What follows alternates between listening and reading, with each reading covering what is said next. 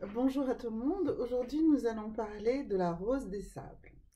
Alors, c'est une pierre extrêmement fragile, très sensible, qui se dissout dans l'eau. Donc, absolument ne pas la mettre dans l'eau, ne pas boire de l'eau de cette pierre, hein, c'est totalement interdit. Voilà. C'est une pierre extrêmement éphémère. D'accord? Elle a été créée dans la nature, dans le sable. Elle a des structures extrêmement intéressantes, comme vous pouvez le voir. C'est une pierre, donc je répète, très très fragile. Voilà. Et elle est là pour nous, justement, sur plusieurs plans, comme toutes les autres pierres, et notamment pour tout ce qui est sur le plan physique d'abord. Alors, c'est une pierre qui travaille sur tout ce qui est le métabolisme du calcaire. Donc, c'est une très très bonne pierre pour lutter contre l'ostéoporose. Il faut la porter sur soi pour cette fonction. Elle est également décontractante parce que comme c'est une pierre constituée principalement de calcium et que le calcium est un décontractant nerveux, donc elle est vraiment très très bénéfique également pour la décontraction des nerfs. Pareil, vous pouvez les porter dans des petites... Alors là c'en est une très jolie. Elle n'est pas très très grosse, mais elles peuvent être efficaces déjà beaucoup plus petites, hein, à partir de 3 cm de diamètre, hein, donc on va dire à peu près un tiers de cette pierre. Elles ne sont pas très onéreuses, donc c'est facile à acquérir. Voilà, donc vous pouvez les porter dans les poches, à gauche, à droite. Donc pour tout ce qui est ostéoporose, pour la recalcification des os, pour tout ce qui est la décontraction des nerfs, d'accord? Pour l'excès d'acidité, alors pour l'excès d'acidité, c'est plutôt au niveau du ventre, du côlon. Et dans ce cas-là, je vous recommande une pierre un petit peu plus grosse que vous posez sur votre ventre, donc en dessous du nombril.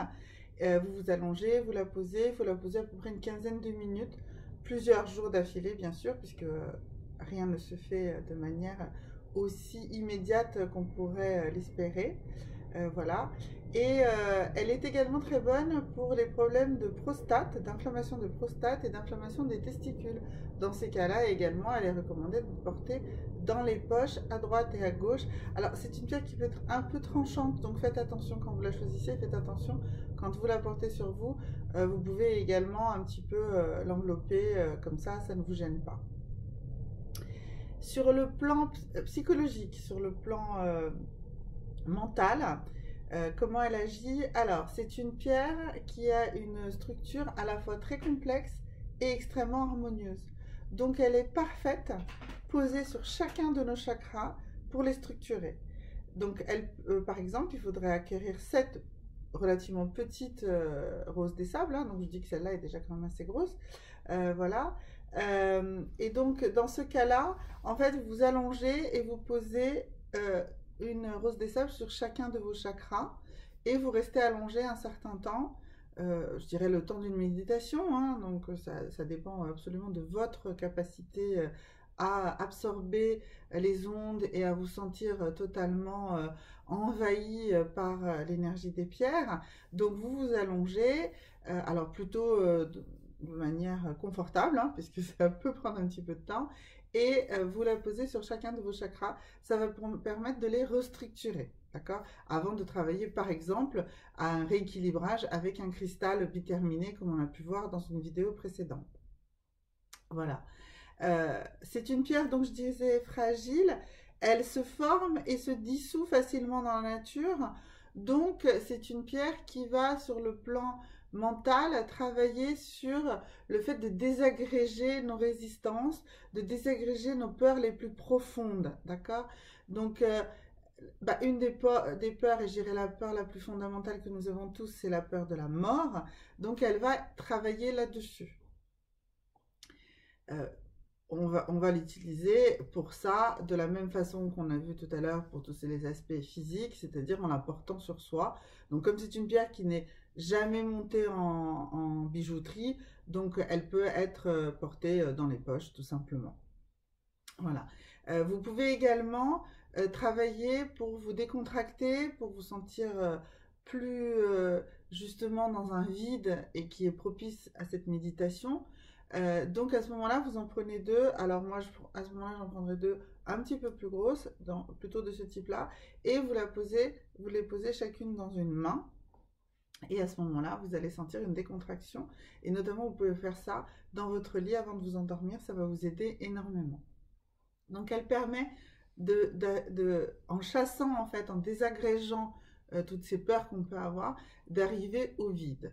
Et du coup, de repousser le noir, donc le noir du vide derrière nous, et d'aller vers la lumière blanche du vide, celle qui va nous permettre d'aller voir l'autre moi, d'accord? Celle qui va nous permettre d'aller voir derrière le miroir que nous avons, qui nous bloque et qui nous intérieur, et qui va nous permettre d'aller voir l'autre côté de nous-mêmes, et plutôt si nous sommes dans des conditions défavorables, donc si nous sommes malades ou si nous avons encore pas résolu un grand nombre de nos craintes, eh bien elle va nous permettre de passer le cap et d'aller voir cet autre côté de nous-mêmes, celui dans lequel nous allons avoir cette joie, cette sérénité que l'on cherche tous, n'est-ce pas?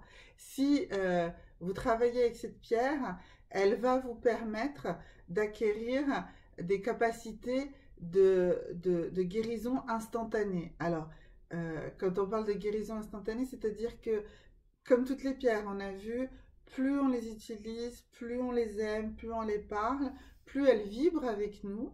Et donc, si vous travaillez par exemple en méditation avec deux pierres, eh bien, vous allez voir que vous allez avoir cette capacité plus rapide de passer de l'autre côté, d'aller voir cet autre moi. Donc, dans ce sens-là, ça va devenir de plus en plus instantané. Voilà. Donc, une fois de plus, une pierre des sables, une rose des sables, pardon, extrêmement complexe dans sa structure. Je ne suis pas sûre qu'on la voit super bien à la vidéo, mais allez dans les magasins, allez les observer, vous verrez, c'est vraiment magnifique. Et donc une pierre qui, dans sa complexité, arrive à avoir cette harmonie, et c'est ça qu'elle va vous permettre d'acquérir, c'est-à-dire de dissoudre et d'aller dans les méandres de votre complexité à vous pour retrouver une harmonie à l'intérieur de vous-même. Merci beaucoup et à bientôt.